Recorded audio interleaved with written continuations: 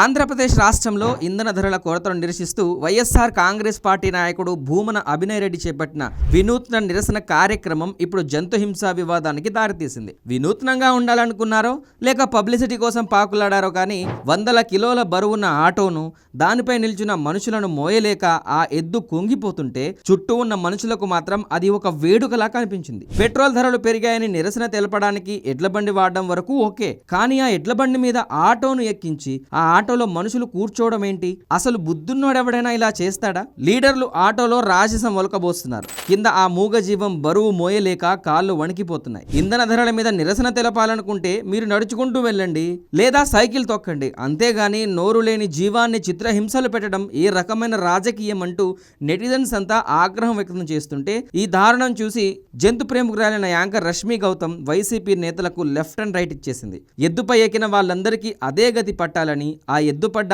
ఆవేదన ఈ మనుషులపై 1000 రెట్లు ఎక్కువగా ఉండాలని శాపనార్థాలే పెట్టేసింది. ఈ ఘటనపై పెటా మరియు animal welfare board of India తక్షణమే స్పందించి బాధ్యులపై కఠిన చర్యలు తీసుకోవాలని రష్మి డిమాండ్ చేసింది. అభినయ్ పార్టీ నిరసనలో భాగంగా చేసిన ఈ తరహా నిరసన ఇప్పుడు రష్మి పోస్టుతో మరింత వివాదంగా మారింది. దీనిపైన వైసీపీ నేతలు ఏ విధంగా స్పందిస్తారనేది చూడాలి.